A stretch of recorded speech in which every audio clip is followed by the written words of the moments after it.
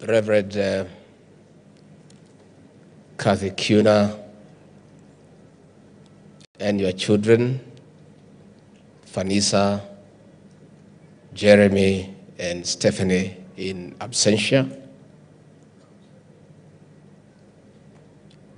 Our Mother of Faith, Reverend Teresia Warimo, Archbishops present today, bishops present, anointed men and women of God, our leaders present, families of this, friends of this family, the great family of the JCC, and all mourners present. God is good, and all the time.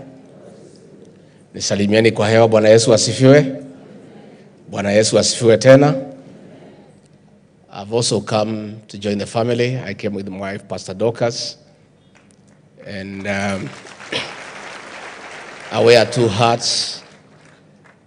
First and foremost, I've come to represent my boss, President William Ruto, and I will be reading his message of condolence to the family after I make a few remarks.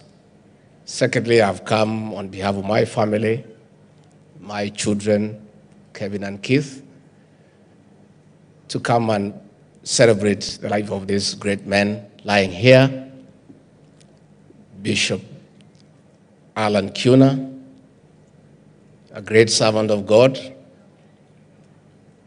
a man who in 25 years has built from scratch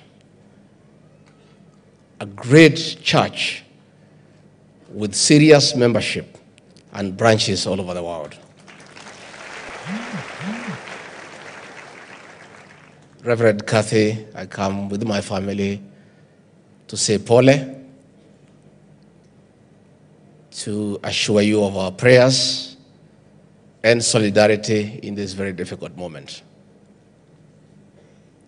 We have come to say that this great man lying here has left a very enduring legacy, a legacy, Reverend Kathy, that you must build on. You are now the vision carrier of JCC. And I'm sure this great man lying here, having been your very strong and close companion, must also have been a great teacher to you. I'm sure, I have no doubt in my mind that as he was struggling with illness, he must have thought through about the future of this church and taught you and gave you teachings on how to lead, how to be a team leader, and how to be now the vision carrier of this great institution. Bishop Mark Kariuki said he is a simple preacher. I'm also a very simple man. And many people have a problem with my simplicity, to a point where they even call me a villager because of being simple. But I think it's good to be simple. Why do you want to complicate life with so many serious things? The history of this bishop is one of simplicity. From the slums of Kariobangi to the international stage, all the way to America. And the fact that you are simple does not mean you shall not be great. There will be greatness based on simplicity. Listening to the eulogy, of course I must admit, because I'm a truthful man,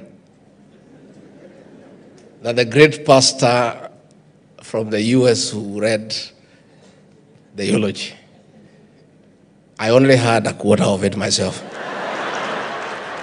And I'm sure we are many. But most of you are not truthful enough to admit. You know, I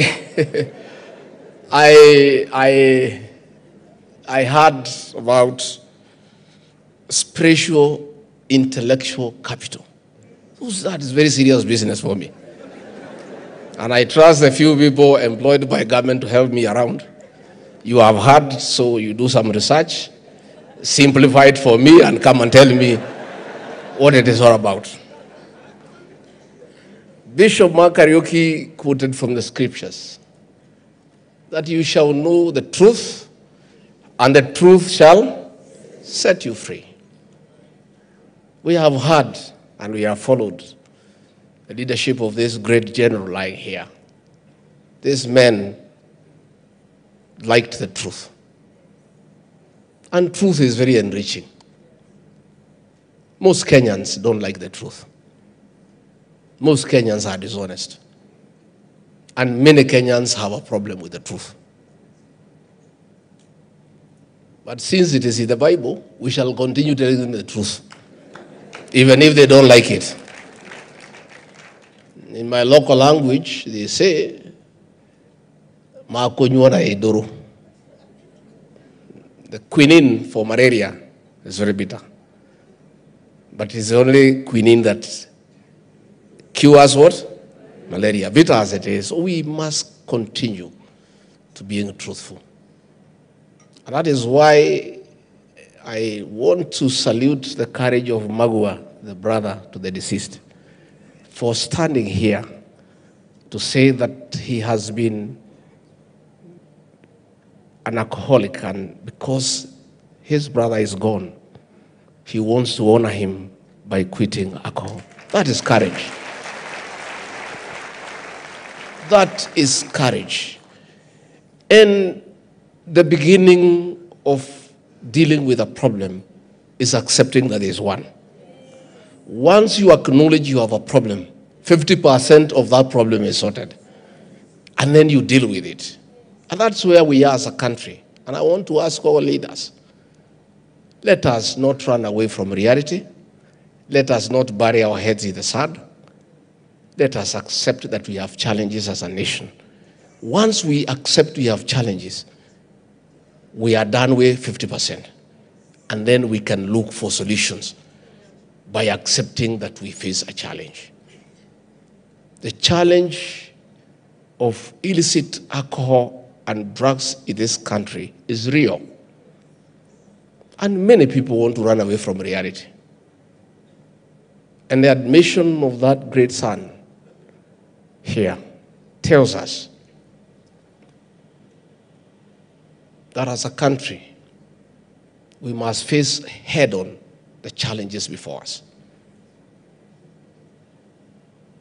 When we came into leadership with President William Ruto, we found a very serious challenge of illicit alcohol and drugs in the entire country, and most specifically, and in a very big way, the Mount Kenya region. And we have been dealing with that problem where our children were sleeping in trenches, where we could not get our young men to work. When there was labor, you could only find women and young girls. We are losing an entire generation. That is why we have taken it head on, and we have made very serious strides. And that is why you heard me say last Sunday that the war on illicit brews and drug abuse must continue uninterrupted so that we save our children. And I said, as a leader, as a truthful leader, I put leaders on notice that anybody who tries to interfere with that war, we shall call you out by name so that the people of Kenya can shame you, because we cannot allow the reintroduction of poison disguised as alcohol to come and kill our children. We want as a government to tell the merchants of death, those who thrive on making profits by manufacturing and distilling and distributing and selling poison disguised as alcohol, your days are numbered. And I want to take this opportunity to ask the Church of Christ and other religious organizations to join government so that together we try to save our children. We want the church to play a central role in mentorship, in counseling, in helping in rehabilitation of those who are already addicted, so that we can save the next generation to be productive men and women for the growth of our economy and the development of our country. As I wind up, let me ask the children of Reverend Kathy to stay near your mom. Losing a companion is not easy. These are a couple that has been together for many years. It may look simple from the face of it, but in a few days, the loneliness will set in. So I want to ask the children to take time to spend with your mother. I want to ask her friends to hang around her. I want to ask the church people to hang around her and hold her hand so that she can get steady, because it's not easy. Reverend Kathy and your children, I want to salute you, because many people may not know. Staying with a cancer patient for 6 years is a big and huge challenge. Cancer is devastating to any family in terms of emotions, in terms of finances. Ask me. My late brother, the governor of Nyeri, Gachagua'S, was diagnosed with pancreatic cancer in the year 2014.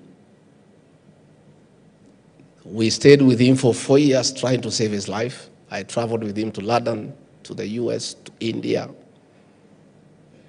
And the experience drained us as a family, shattered our finances, and we have never recovered to date. What this family has gone through is not easy. Please hold them in prayer and solidify around them. I want to salute you because I know what it means. And cancer is also very painful. And close relatives try to share unsuccessfully the pain of the patient. This servant of God has undergone a lot of pain, and the family has tried to share the pain. So as we move on as a nation, we have made many interventions as a government to come up with an insurance scheme to cover chronic illnesses, because the cost of treating cancer out of this country is beyond many families. As we speak today, many families in this country have harambes every weekend trying to raise millions of shillings to support their loved ones who are suffering from the cancer. I am very encouraged that now we have equipment in this country. The Kenyatta University Referral Hospital today has a PET scan. That scan was only available out of the country several years ago. Today we have equipment in our hospitals that can help in early diagnosis, because most of these cancers, if detected early, can be managed.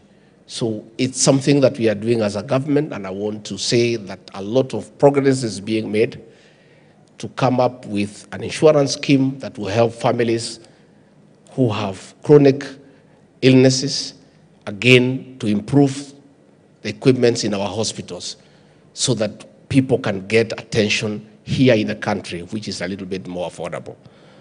So I want to just encourage the family and to say that we are together, and the church, you have a new leader, the pastoral team, the management, and the congregation. Please support her to succeed. Support her. A leader is as good as the team that supports that leader. That is why we support President William Ruto for his very pragmatic and courageous decision to dissolve his cabinet and come up with a new team that is focused and competent to help him in the management of the affairs of this great nation. And I want to ask the church and all Christians to pray for our president to pick the right people. God has given him a chance to come up with a good team of patriotic Kenyans who are not corrupt, who are not arrogant, who are not vomiting on Kenyans, who are serious on service delivery. Our president needs your prayers. Are you going to pray for him? Please pray for him. And I'm sure God will be merciful to him. He'll get God's favor to pick a good team to put our country on the right trajectory. So as we pray for President William Ruto to pick the right team, you as a church do the right thing. Support Reverend Kathy to succeed. And you don't have a choice, because our brother who is lying here has left a very great institution. You cannot go back. You can only improve it. Finally, on a light note, I heard Bishop Karaoke say that people who are here found the Gachagua'S different. I too am in that boat. I was here in the Gachagua'S 31 years ago. I was a young district officer in charge of Kiamba, where the Gachagua'S is. Where we are was land with coffee, owned by a company called the Gachagua'S Company Limited. And I oversaw the subdivision and giving titles to the owners of all these properties that now have been developed. I'm so proud what I have seen, the development that has taken place. My only regret, and Pastor Dorcas knows, is that I had also bought one plot, 3/4, and I sold it at 800,000 then. And it's a great mistake that I made. Because when I came, I asked, I'm told here now a plot is 35 million. Had I been patient, I would be worth 35 million today. But next time I'll make a better decision. And finally, Pastor Dorcas, you have heard the sister to Reverend Kiuna say that when they were quoting, he banged her car. You know you banged my car when I was quoting you. So, I had a small car, an Alpha suit, she banged it. So, tutaongea tukifika nyumbani, we know. So, with those very many remarks, I have the condolence message from the President. I'll read it, and before I do, I have a few leaders here. Let me just introduce them. They will not be able to speak.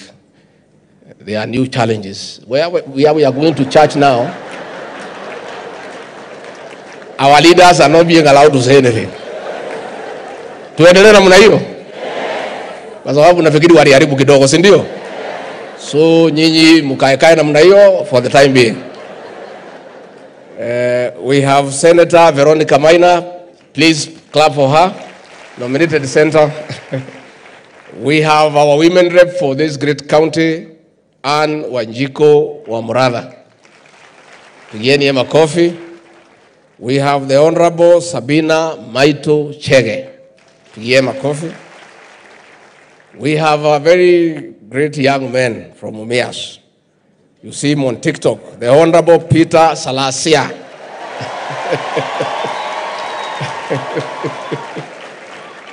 We have the Member of Parliament for Starehe, the Honorable Amos Mwago. We have the immediate former women rep for Laikipia, the daughter of Zion, the Honorable Kate Waruguru. And of course, we have our bishop, who is also a leader, Honorable Bishop Margaret Wanjiru. That is the leadership that I have. Do you want Pastor Dorcas to say hi? Yes. She of the boy child. Who is? Oh, this is our presidential candidate. Yeah. And you know, Kabisa, and I say, I want nobody to accuse the people of Mount Kenya of being tribal. The reason is one. In the last election, Mwaura was a presidential candidate. The people of this region never voted for him. They voted for William Ruto and Raila Odinga. Are we tribal or we are not? We are not. If we were tribal, we would have voted for this man. Sindio? Asante sana.